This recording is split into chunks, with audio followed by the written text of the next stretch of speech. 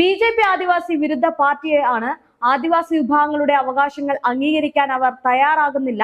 ഈ വർഷം BJPക്ക് ടിക്കറ്റ് നിഷേധിച്ച ഹെബ്രാം TMC ദേശീയ ജനറൽ സെക്രട്ടറി അഭിഷേക് ബാനർജി നടത്തിയ റാലിയിൽ വ്യക്തമാക്കിയിരിക്കുകയാണ്. നോക്കുകയാണെങ്കിൽ ഇനി അടുത്ത ഇവിടെയും BJPക്കുള്ള വോട്ടുകൾ കുറയും. അതാണ് ഈ ഒരു MP-യിലൂടെ വ്യക്തമാവുന്നത്. കാരണം ആദിവാസി മേഖലയെ അടിച്ചമർത്തുന്ന അല്ലെങ്കിൽ അവരെ അവഗണിക്കുന്ന മോദി സർക്കാരിനെ അവർ വിശ്വസിക്കുന്നില്ല, അല്ലെങ്കിൽ അവർക്ക് വോട്ട് കൊടുക്കുന്നില്ല എന്ന രീതിയിലേക്ക് കടന്നിരിക്കുകയാണ്.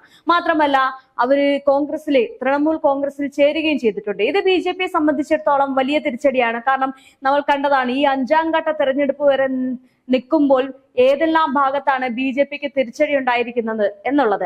കാരണം വേറൊന്നുമല്ല, അവിടെ നടക്കുന്ന പോളിംഗ് ശതമാനത്തിന്റെ കുറവ് തന്നെയാണ്. കാരണം മിക്കയിടത്തും BJP ഭരിക്കുന്ന മണ്ഡലങ്ങളിൽ പോളിംഗ് ശതമാനം കുറയുന്ന ഒരു സാഹചര്യം ഉണ്ടാകുന്നുണ്ട്.